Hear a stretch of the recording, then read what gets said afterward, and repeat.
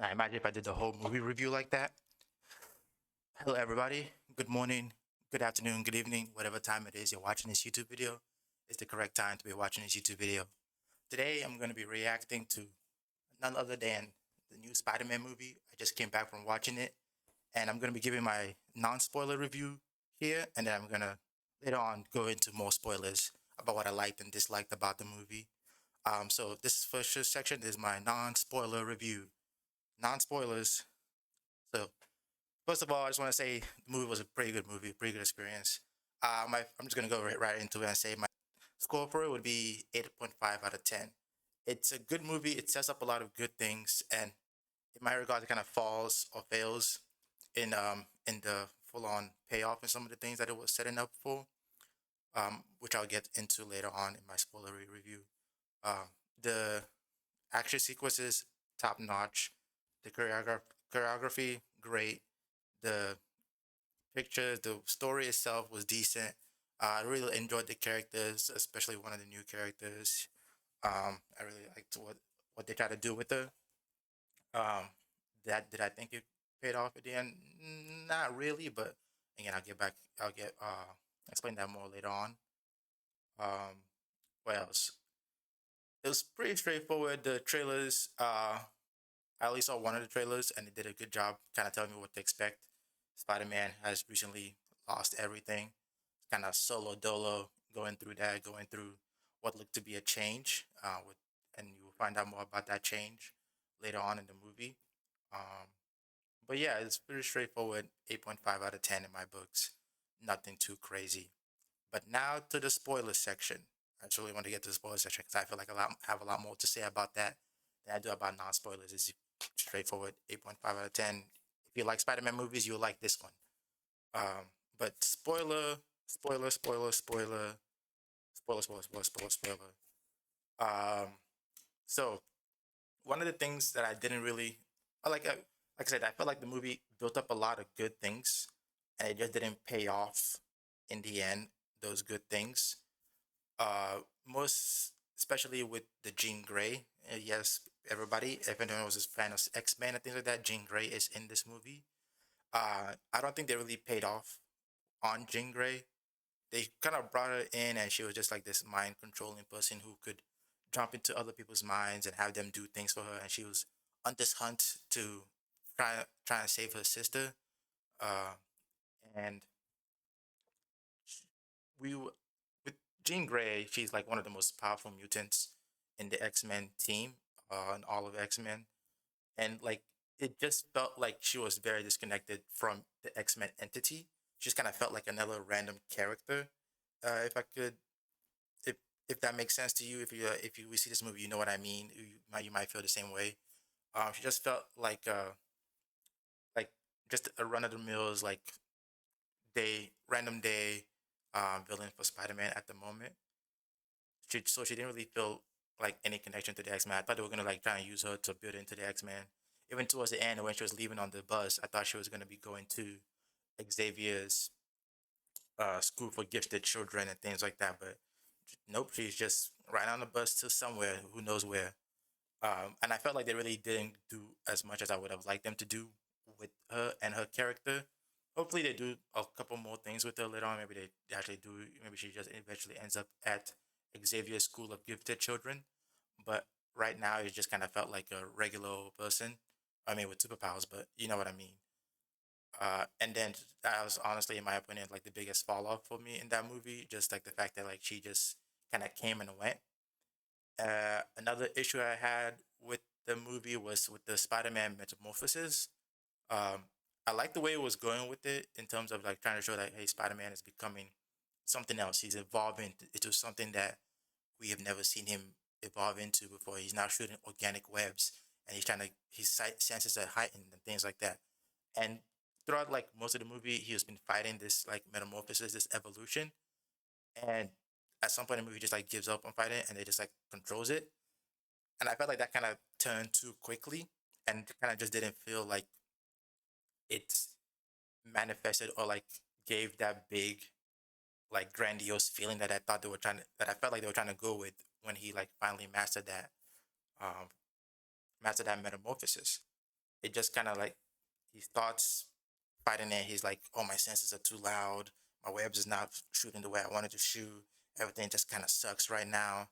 Uh, but I want to, I want to suppress this. I want to go back to where I was before, like normal levels of um, arachno arachno abilities with the normal levels of human abilities.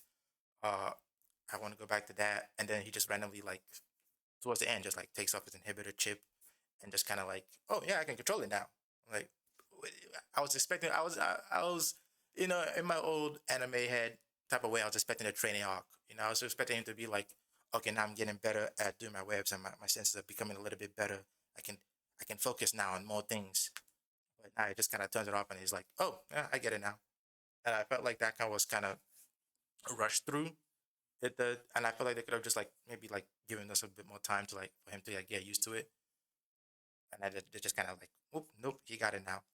And then another thing that I felt like they could have gone into more, they might go into more later on in the more Marvel movies, would be the inhibitor chips. So Peter ends up inventing inhibitor chips that he can use to help him like control his um arachno genes, is what they call them.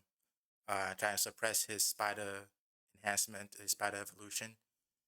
And he invents one for himself, and he also invents a universal one that can be used on anybody with powers to help suppress their powers. And if anyone who's an X-Men fan, they know exactly where this is going. He ends up putting this on Jean Grey, and then this suppresses her powers, and she's not able to, you know, mind control people like that she was doing before. And like I was saying, if anyone's an X-Men fan, they know that that's a big thing in the mutant community. Is people trying to suppress mutant genes, and Spider-Man just invents a device that can do that, and it just kind of, I mean, Jean destroys the one device that he invented, but I feel like they could have like hinted towards the end that there's more devices that were created off that one. That's some because he when he created it, he gave it to who ends up becoming the villain who works for damage corporation or whatever it is, Department of Damage Control. Um, so he ends up giving that device to that person, and that person could have probably like copied the schematics and things like that. And it didn't really show any ways that like the schematics were copied. Maybe later on, like I said, when mutants become more prevalent in the Marvel universe, they show that like, oh yeah, this was all originated from Spider-Man. Spider-Man created all this, and it becomes like that kind of divide between the X-Men and Spider-Man, because the X-Men are like, Spider-Man, why would you do this to us? And Spider-Man's like, I didn't know, I was just making it for Jean, and it became this whole thing. But in that movie, right there and there, it just kind of came and went, as most of these other things I'm talking about have felt like they did. It just kind of, he invents it, he sticks it on her, she breaks free of it, she destroys it, and then just kind of carry on for the rest of the day. And I felt like they could have like I said, hinted at future possible uses for that inhibitor chip, but nope, they have not. So as of right now, this kind of feels like a something that they've kind of faulted on, in my opinion. That's why it's kind of an 8.5 movie for me. There's just those three things where it builds up this whole thing where you could just be like, okay, because I'm setting up something right now, I can feel it, but then later on it just kind of drops it off, and you're just like, where are we going now? So the Spider-Man metamorphosis kind of came and went. The Jean Grey didn't feel like she was linked to any mutant abilities. She didn't feel like I didn't feel like Professor X was gonna walk through the door and be like, Jean, come join my school. I was expecting that. I was hoping for that. That I would have opened up the universe for more X-Men content. And lastly, the inhibitor chip. Uh, Again, I wish I would have like shown it towards the end, like maybe, oh, they actually did mass produce some more for later for future use, and that's going to become a problem in the future. But other than those three things, the movie was fantastic. Um, it was great cinematography, like I said earlier. The action scenes were really hitting. I love the way Spider-Man was using his powers in this movie. It really felt like if anyone's played the Insomniac Spider-Man games, it felt like I was maxed out on my all my I forgot what they call those things. All my mana or something. It's not called mana. That's like an anime thing. I was maxed out on all those things, and I was just like using combos left and right. Skill points. I was maxed out on all my skill points, and I was just using combos left and right. or was watching Spider-Man use combos left and right, and I was just like, oh wow, that's a really creative way to use his webs. That's a really creative way for him to attack the danger right then and there. So those scenes were really nice. The characters were really nice. It was nice to see him reconnect with MJ and Ned, even though they don't fully remember him, but like they have that inkling, that feeling like, oh, we should be best friends. I mean, it helped that like MJ read that note that he didn't want to give her, but um he eventually gave it to her, and she was like, oh, thank you. I mean, not oh, thank you, but he eventually got to understand where he was coming from and what he was dealing with, and now they're like friends, and they're gonna have to rebuild that friendship. So not to see that things are going back to that norm. I wonder what MJ's boyfriend is thinking now. They probably broke up or something, but that's a that's a worry for a future movie. But yeah, solid 8.5 out of 10 movie. Not much gripe with it. I had a phone call with my siblings, and like they were really confused as to how um, um, Jean Grey was able to control the Hulk, but not able to control Spider Man. I had to explain to them the whole um, Spidey sense thing. They weren't buying it. They said you should have explained it better. So if you're one of those people who didn't understand why it is that she can control the Hulk and but not Spider Man, it's okay. You're not alone. There are other people like that, and honestly, it's not as big of a deal, in my opinion, as those other three things were. But yeah, let me know what you think about the movie as well. If you have any like gripes or what you your pros and cons of the movie, let me know and put in the comments. Like, subscribe, all that jazz. Thank you. Spider-Man out.